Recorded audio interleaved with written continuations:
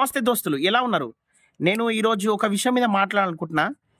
మనము సమాజంలో ఎంతోమందిని కలుస్తాం, మాట్లాడతాం. వీలైతే మనం బాండింగ్ కూడా పెంచుకుంటాం. కానీ కొంతమంది పబ్లిక్ లైఫ్‌లో ఎలా ఉంటారో ప్రైవేట్ లైఫ్‌లో అలా ఉండకపోవచ్చు. ఎవరైతే ప్రైవేట్ లైఫ్‌లో ఒకలాగా ఉంటారో వాళ్ళు పబ్లిక్ లైఫ్‌లో అలాగా రివీల్ కాకపోవచ్చు.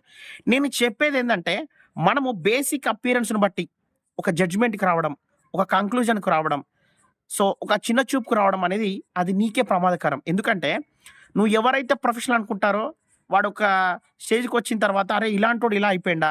లేదు ఎవరైతే నువ్వు చిన్న చూపు చూసావో, ఒక స్టేజ్‌కొచ్చిన తర్వాత, అరే! ఇలా అయ్యాడా అని షాక్ అవ్వడం, అది నీ అజ్ఞానం. ఎందుకంటే, కొంతమంది ప్రొఫెషనల్‌గా కనబడతారు. అంటే, వాళ్ళు సోషల్ లైఫ్‌లో ఎక్కడైనా సరే, వాళ్ళొక వాట్సాప్ స్టేటస్ పెట్టాలనుకున్నా గూడా, మోటివేషన్ కోట్సు, పెద్ద పెద్ద ఇంగ్లీష్ కోట్స్ మాత్రమే పెడతారు. కానీ, వాళ్ళు పర్సనల్ లైఫ్‌లో వాళ్ళంత కెరియర్‌కి అంత ప్రిఫరెన్స్ ఇవ్వరు.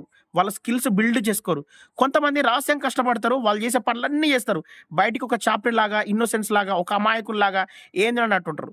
సో, దీన్ని బట్టి మనం జడ్జిమెంట్ చేయడం, ఇతరుల దగ్గర మాట్లాడడం అది నీకే ప్రమాదకరం. నువ్వే అలసైపోతావు. చివరికి నువ్వే నష్టపోతావు.